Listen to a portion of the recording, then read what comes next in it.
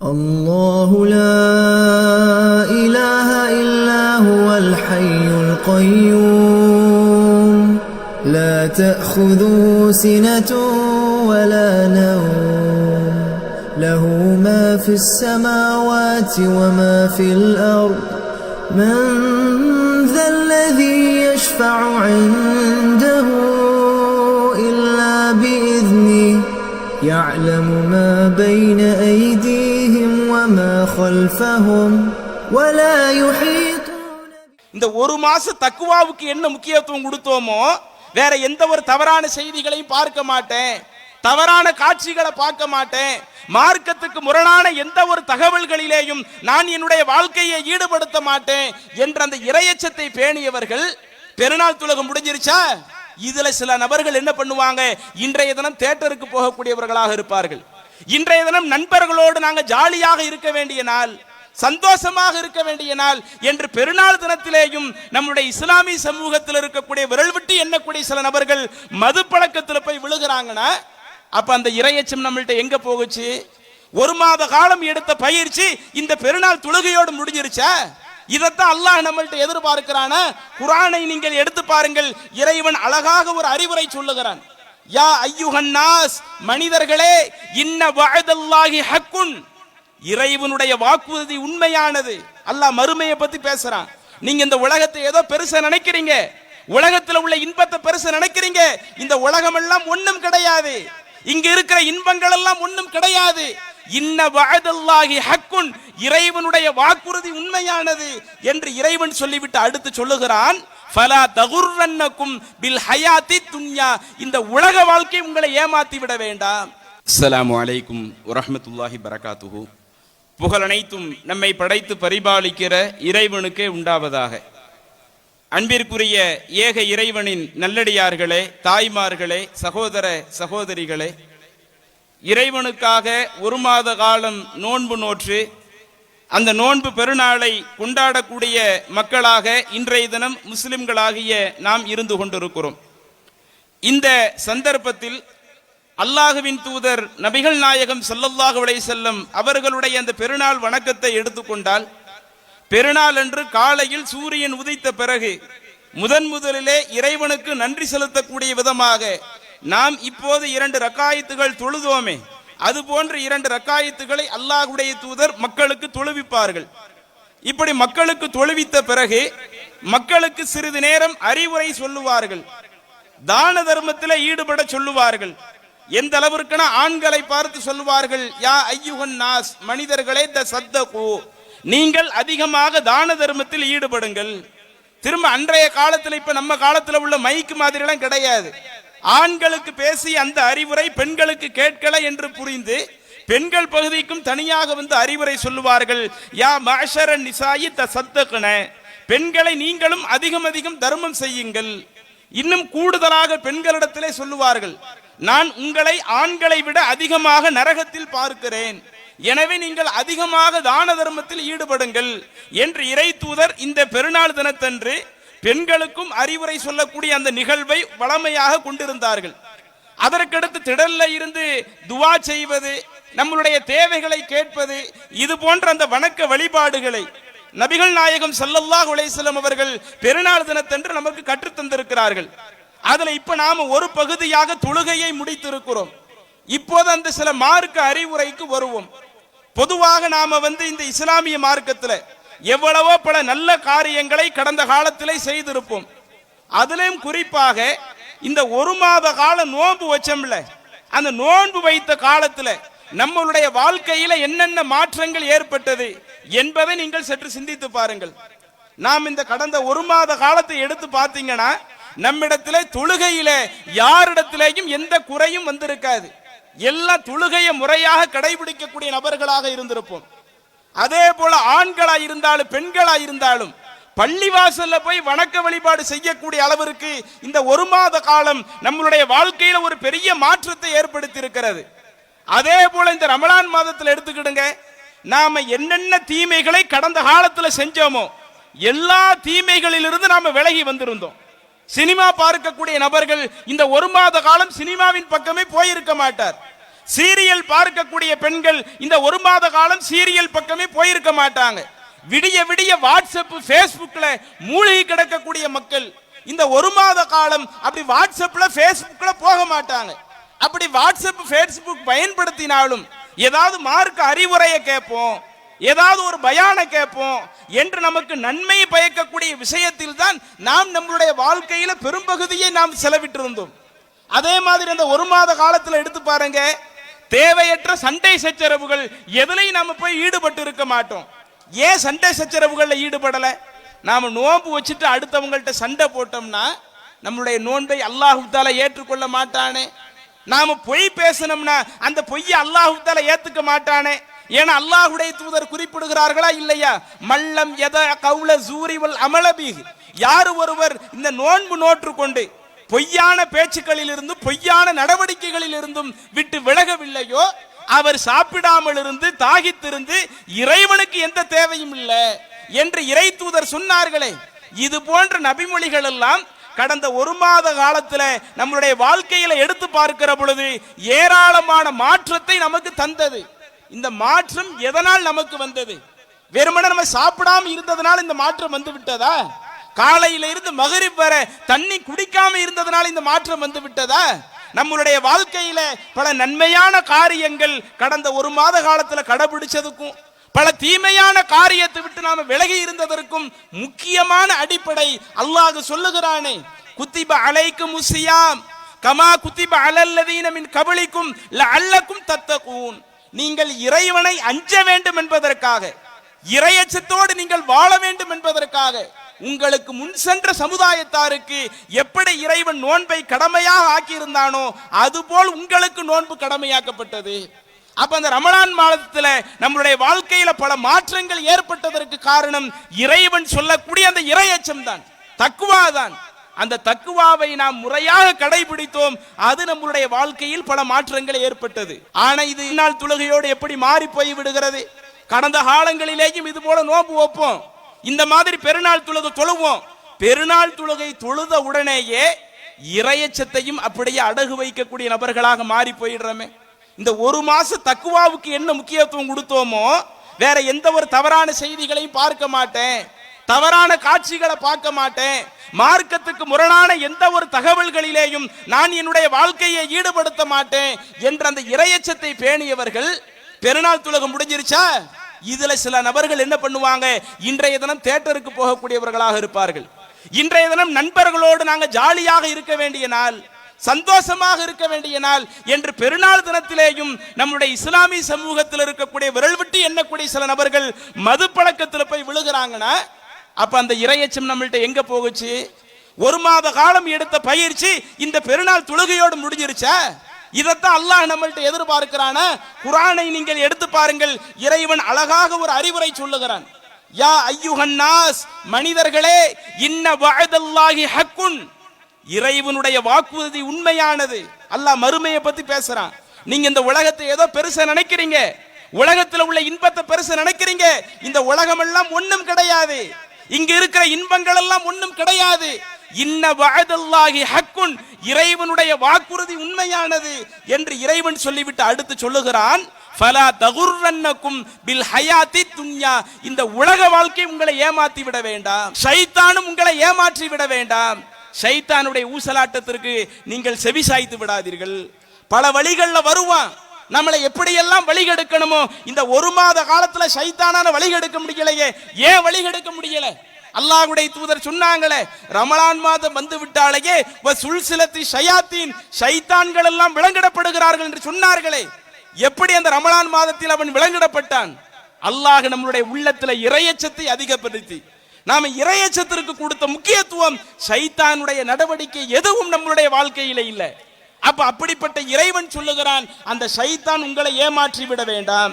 இன்ன ஷைத்தான் லக்கும் அது, அந்த ஷைத்தான் உங்களுக்கு எதிரியாக இருக்கிறான். ஃபத்தஹிதுஹு அதுவா, நீங்கள் அந்த ஷைத்தானை நண்பனாக ஆக்கிக் கொள்ளாதீர்கள், அந்த ஷைத்தானை ஒரு தோழனாக ஆக்கிக் கொள்ளாதீர்கள், அந்த ஷைத்தானை நீங்கள் எதிரியாக ஆக்கிக் கொள்ளுங்கள்.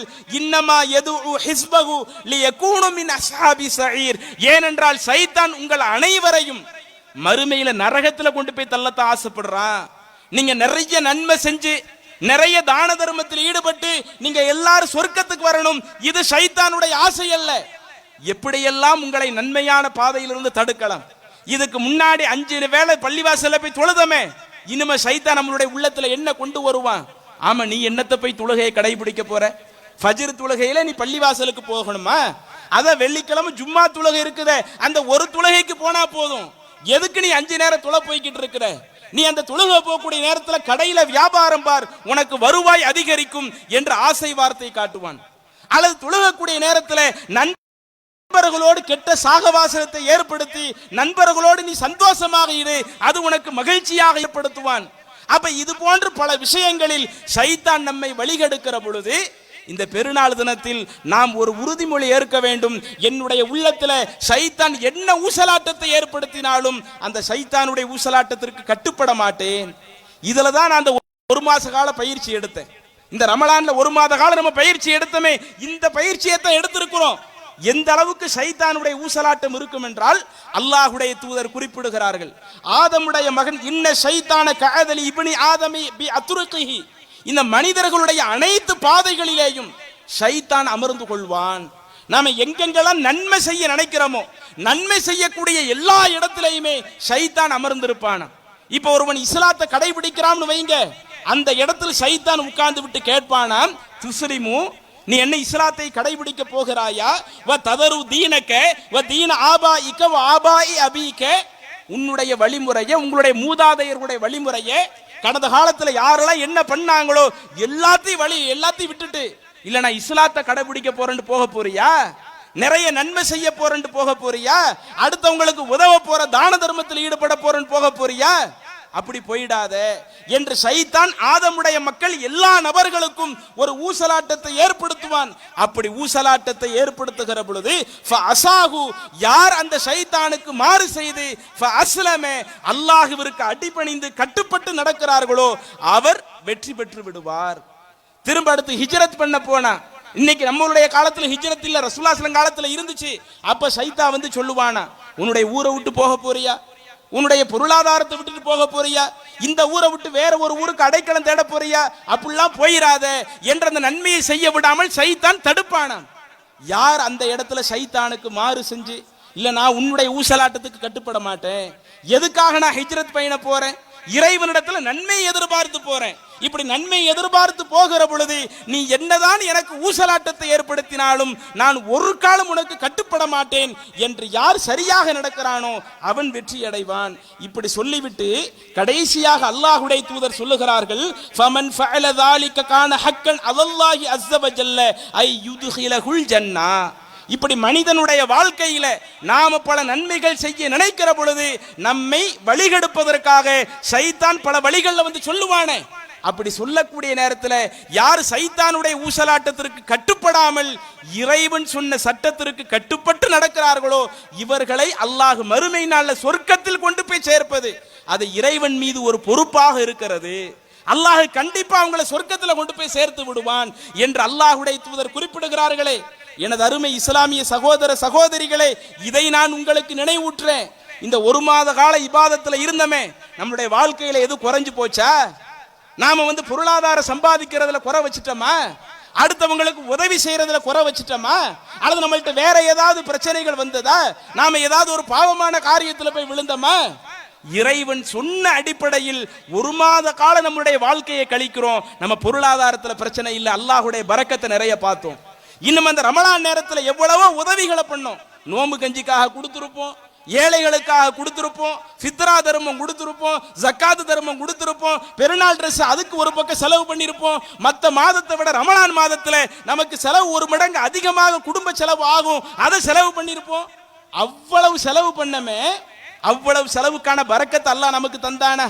வணக்க வழிபாட்டோடு நம்ம தொடர்புல இருக்கிறப்ப, பள்ளிவாசலோடு தொடர்புல இருக்கிறப்ப, இறை உதவியோடு நம்மளுடைய வாழ்க்கையை கொண்டு போறப்ப அல்லாஹ் நம்மளை இந்த உலகத்துல ஏமாத்தலையே, நம்மளை இந்த உலகத்துல சிரமப்பட வைக்கலையே.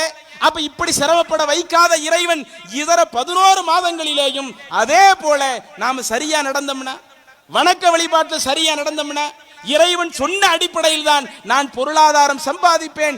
இறைவன் தடுத்த வழிகளில் எந்த ஒரு வழிகளிலேயும் நான் என்னுடைய பொருளாதாரத்தை அமைத்துக் கொள்ள மாட்டேன் என்று அனைத்து விஷயங்களிலேயும் நாம் சரியாக நடந்தால் ரமலானிலே நம்மை காத்த இறைவன் ரமலான் அல்லாத மாதங்களிலேயும் காக்க மாட்டானா? பொருளாதாரத்தில் ஒரு தன்னிறைவு பெற்றவனாக ஆக்க மாட்டானா?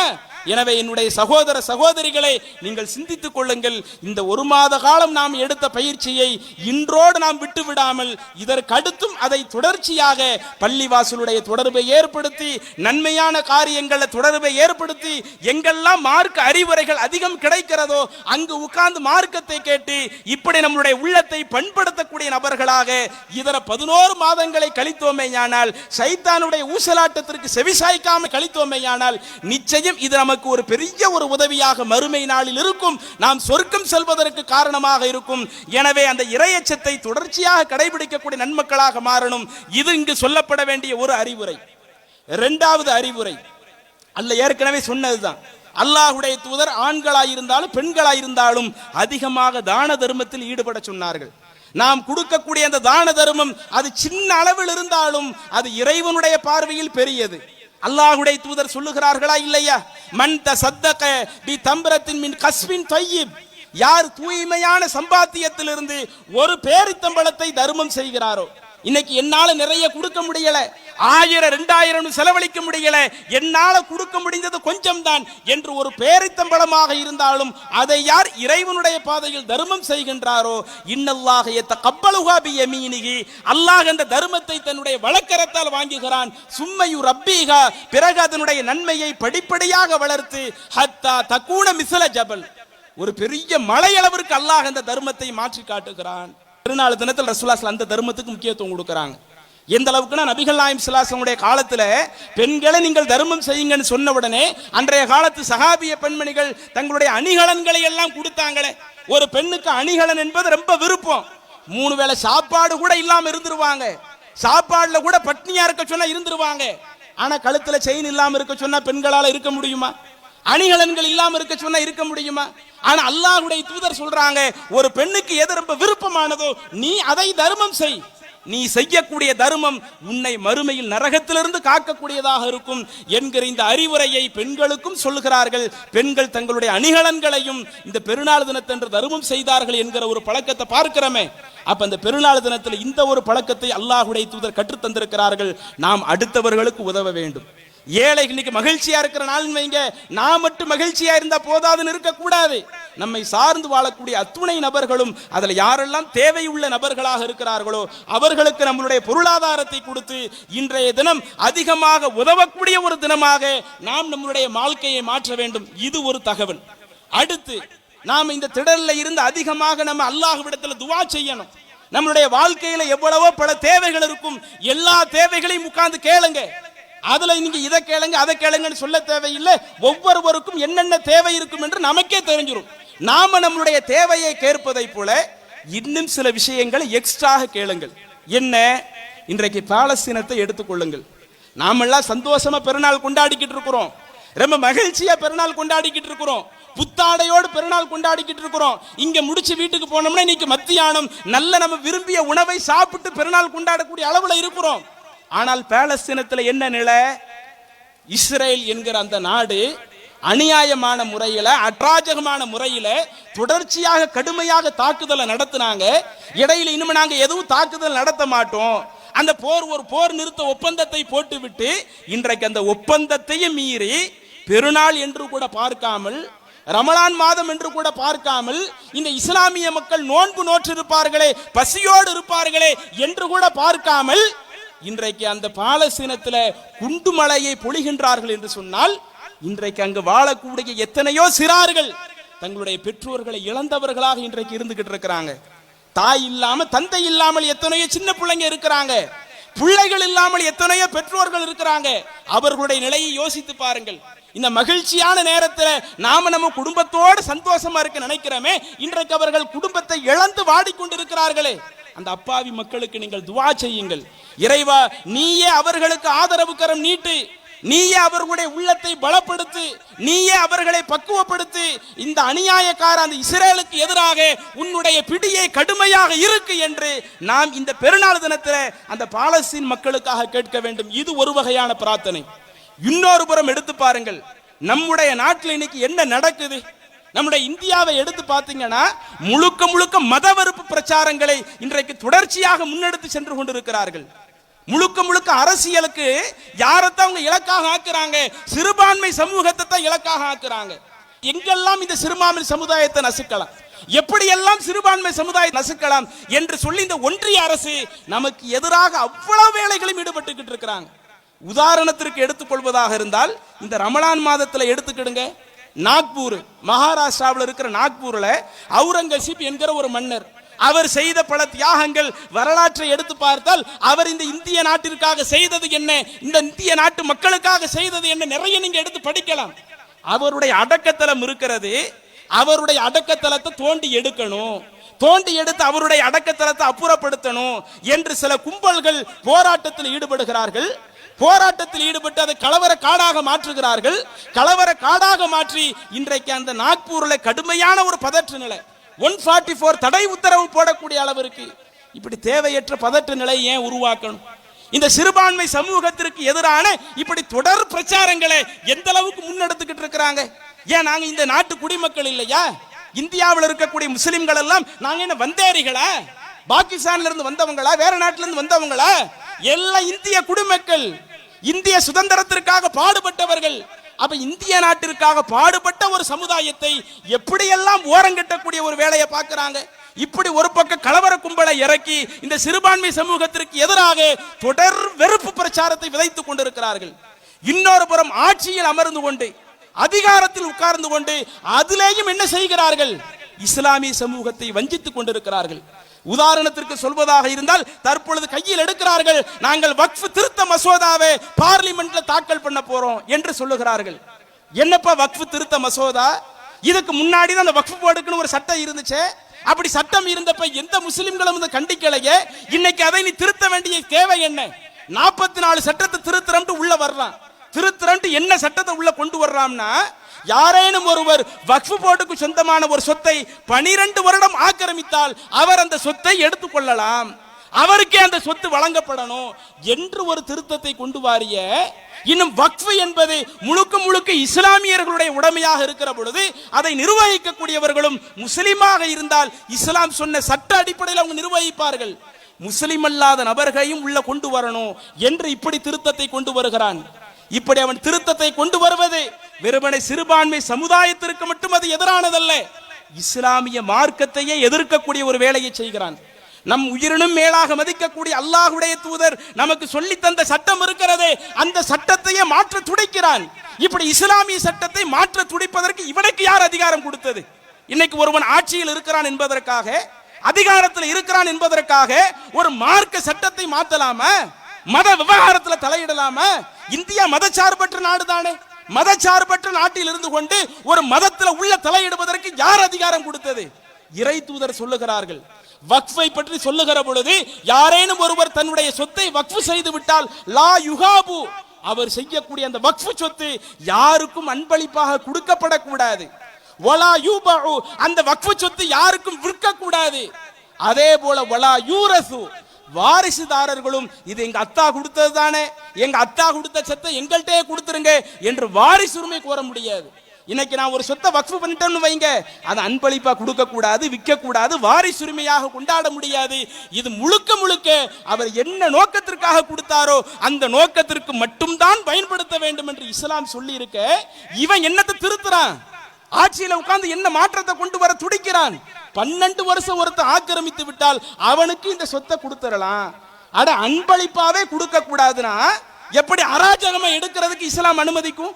சொந்த வாரிசுதாரர்களே வக்ஃப் செய்யப்பட்ட சொத்தை வாரிசுரிமை அடிப்படையில் பெற முடியாதுன்னா அப்ப இன்றைக்கு எவ்வளவு கோடி சொத்துக்கள், எவ்வளவு லட்சமான சொத்துக்கள், அவ்வளவு சொத்துக்களையும் இன்றைக்கு தாரை அடுத்தவர்களுக்கு தாரை வார்க்கக்கூடிய விதத்தில் வக்ஃப் திருத்த மசோதா என்று கொண்டு வர நினைக்கின்றானே. இஸ்லாமிய சமூகத்தின் சார்பாக இது இவ்வளவு பேர் குழுமி இருக்கிறதுனால் அரசாங்கத்திற்கு பதிவு செய்கிறோம்.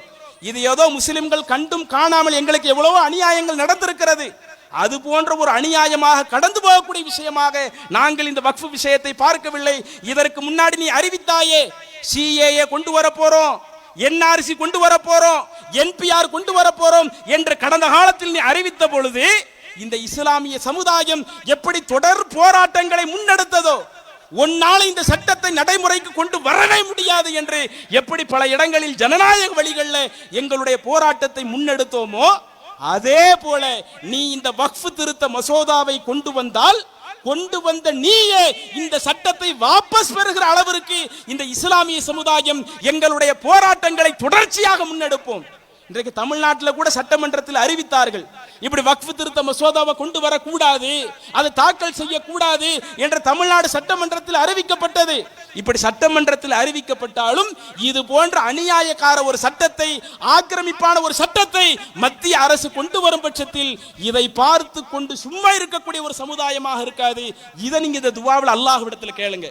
இறைவா, இந்த ஆட்சியாளர்களை நீ விடாத, இவ்வளவு அநியாயம் பண்றான், இவ்வளவு அடக்குமுறை பண்றான், இந்த சிறுபான்மை சமுதாயத்தை நசுக்க பார்க்கிறான், எங்களுடைய உடைமைகளை நசுக்க பார்க்கிறான், எங்க மார்க்க விவகாரங்கள் உள்ள தலையிட பார்க்கிறான். இப்படி தலையிடக்கூடிய இவர்களை இறைவா நீ விட்டு விடாத என்று இந்த திடலில் நீங்கள் கோரிக்கை வையுங்கள். இன்னும் ஒரு புறம் நீங்க ஒருபடி மேல போனீங்கன்னா, இந்த சிறுபான்மை சமூகத்தில் இருக்கக்கூடிய நபர்களுடைய தலைவர்களை எல்லாம் கைது செய்யறது, ஐடியை ஏவி விடுறது, இது போன்ற அந்த விஷயங்களை அமலாக்கத்துறை ஏவி விட்டு கைது பண்ணி, இது போன்ற அந்த கைதுகளுக்கெல்லாம் நம்ம பயப்படுவோமா? இந்த சிறுபான்மை சமூகம் அஞ்சி நடக்குமா? ஏதோ இப்படி செய்து இந்த சமூகத்தை ஒடுக்க பார்க்கிறார்கள். இப்படி இந்த சமுதாயத்தை என்றைக்கு ஒடுக்க பார்க்கிறீர்களோ, இது ஒடுங்கி போகக்கூடிய சமுதாயம் அல்ல. அடக்குமுறை எங்களுக்கு எதிராக வர வர அதற்கு எதிராக அறவழியில் போராடக்கூடிய ஒரு சமூகமாகத்தான் இருக்கும். அப்ப இதையும் நீங்க மெயினாக கவனத்தில் கொண்டு, இன்னைக்கு எப்படிப்பட்ட ஒரு சூழல்ல இருக்கிறோம், நம்ம அந்த உலக சூழலையும் கவனித்துக்கிடுங்க. அதுலேயும் இறைவா எங்களுக்கு நீ ஒரு அதிகமான உதவியை கொடு, அல்லாட்ட கேளுங்க. அதே போல மார்க்க விவகாரத்தையும் நம்ம கவனத்தில் கொண்டு, இறைவா இந்த ஒரு மாத காலம் என்னுடைய வாழ்க்கையை நான் எப்படி சீரோடு சிறப்போடு அமைத்துக் கொண்டேனோ, அதே போல ஏனைய அந்த 11 மாதங்களையும் நான் இறையச்சத்தோடு எந்த சைத்தானுடைய ஊசலாட்டத்திற்கு கட்டுப்படாமல் மார்க்கம் சொன்ன அடிப்படையில் வாழ்ந்து காட்டக்கூடிய ஒரு வாய்ப்பை இறைவா எனக்கு தருவாயாக என்றும் அந்த கோரிக்கையை அல்லாஹ்விடத்தில் வைத்துவிட்டு, உங்களுடைய தனிப்பட்ட கோரிக்கைகள் வேற என்னென்ன இருக்குமோ அனைத்து கோரிக்கைகளும் கேட்டுவிட்டு இங்கிருந்து கலைந்து செல்லும்படி அன்போடு கேட்டுக்கொள்கிறேன். அஸ்ஸலாமு அலைக்கும் வரஹ்மத்துல்லாஹி பரக்காத்து. அல்லாஹு அக்பர், அல்லாஹு அக்பர். அல்லாஹு லா இலாஹா இல்லா ஹுவல் ஹய்யுல் கய்யூம் லா தஅഖுதுஹு சினத்துன் வலா நௌம் லஹு மா ஃபிஸ் ஸமாவாதி வமா ஃபில் அர்த் من ذا الذي يشفع عنده